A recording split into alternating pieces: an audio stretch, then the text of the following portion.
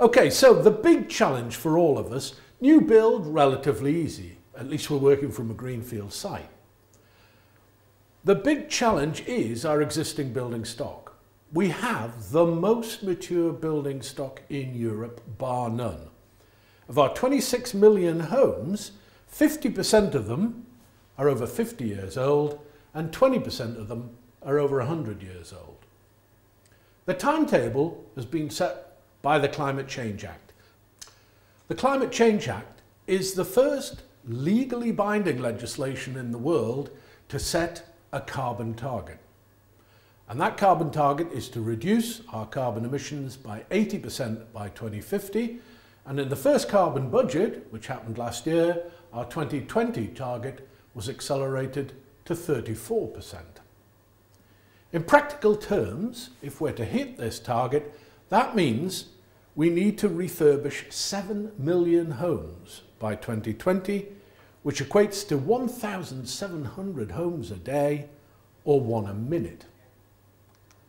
Now that's a target for us to try and achieve. It's both an exceptional challenge and an exceptional opportunity. It's an opportunity for the construction industry to come together and provide a realistic solution to a challenge which is going to affect us all for generations to come. So, let's look at our existing housing stock and see how well they're performing today. If you look at the energy efficient ratings for our homes, you'll see that the vast majority of them, on the scale of A to G, are falling in bands D and E. I equate this to GCSE pass rates. A to C is a pass, anything less is a fail. So, with more than 15 million homes in bands D and E, the scale of the challenge is truly awesome. And then we lay across that the complexity of tenure. And the UK has a very unique footprint in terms of Europe because the vast majority of our homes are owner-occupied. An Englishman's home is his castle. In the UK, 15 million homes are owner-occupied, and again, the vast majority of those homes are in bands D, E and F. So we're going to have to convince 15 million households to spend their hard-earned money on solutions to make their homes more energy efficient and to produce less carbon emissions. Now let's layer a further bit of complexity on top of that, because of course we have what we call hard to treat homes. There are more than 9 million homes in the UK which are classified as hard to treat, the vast majority of which are solid wall construction. They have no cavity in which we can insulate. They may be off gas, they may be high rise, they may have no loft. But that's a challenge which is truly going to need inspiration in terms of a solution. Who's going to deliver this? The construction industry. And who is the construction industry? When government talks about construction, they're talking about big construction. They're talking about the people who are making the Olympic site, who are building the Channel Tunnel. To us, construction is the 4 million people employed in the construction sector, the vast majority of which are small businesses. 190,000 private contracting firms in construction, 180,000 of which employ between 1 and 13 people, 80,000 of which employ 1. So you can see in almost every sense we have a huge scale of a problem, both in terms of volume, in terms of number, in terms of location, and in terms of disparity. So, how do we make our homes more energy efficient? Well, in the first case, we're going to understand where we use our energy on our homes.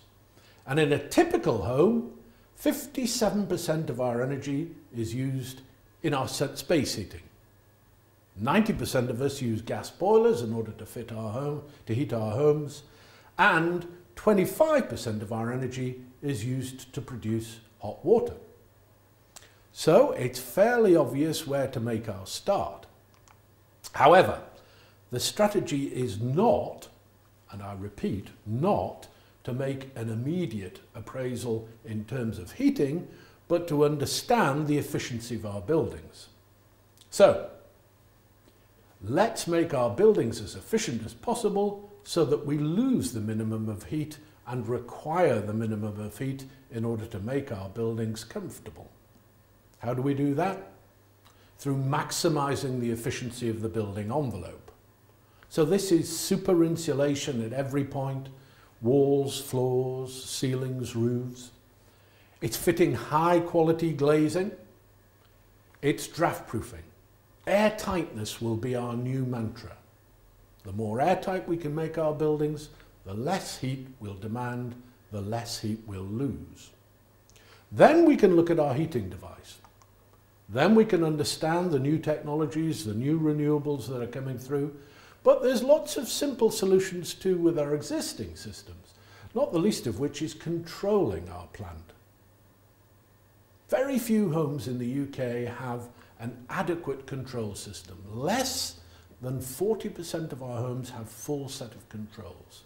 So there's a relatively low-cost solution which most of us can benefit from.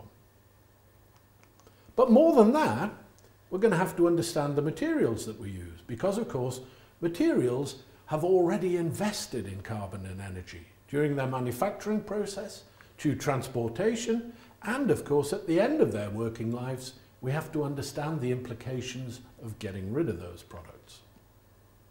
And lastly, we're going to have to affect the single most complex component in any building, the people in it. And this will be our biggest single challenge. No point in building code level 6 houses and putting code level 1 people in them. So, there's our strategy moving forward in terms of low carbon buildings. What about water? Well, we've got a similar method of addressing the water issue going through a staged process. First, we can reduce our water usage by fitting water efficient products, and we've got access to lots of them. Secondly, we can supplement our use of potable water by harvesting rainwater. Harvested rainwater can replace about 55% of domestic water usage. Principal water use in any building will be toilet flushing. Why we use potable water for toilet flushing, no one can tell me.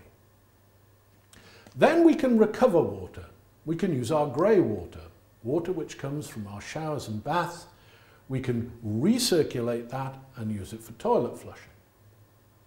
We don't only have to think of water in terms of supply, we have to think in terms of how we get rid of our water. Sustainable urban drainage systems allow us to be efficient in the way that we get rid of our water. When you cover the ground in hard standings, you may well have issues that all the water goes into the storm drains at once. 2/3 of the floods that happened in 2007 had nothing to do with rivers breaking their banks and everything to do with the mains, the drains being forced to burst open manhole covers because they're full to capacity. So, lots of different targets, lots of different challenges. And the government's going to give us some help in order to do that through an incentive scheme such as the feed-in tariff, the renewable heat incentive, the Green Deal. They're the carrots. What about the sticks? Well, we've already seen the development of the Code for Sustainable Homes in new build, but also we've got changes in building regulations. We've got the reviews of Part L, Part P, and we've got the planning laws, which are helping us to understand the implications at both the strategic and local level. So there we are, a variety of challenges and a variety of solutions. Our job as a distributor is to help you to deliver those solutions. But more than that, we have to ensure that we add as little to the carbon footprint through our processes. We've spent over £100 million in the last 5 years in developing our supply chain solution so that we maximise the efficiency of our transport, we can utilise consolidation points at every stage in the process, and we can recycle and reuse waste wherever possible. We're confident that we can deliver a huge range of products with the minimum environmental impact. This, we believe, is a completely unique offer. So, those are the challenges. I think our biggest challenge will be the statement that I continually hear: a single person can't make a difference. In fact, it's the only thing that ever will. Thank you.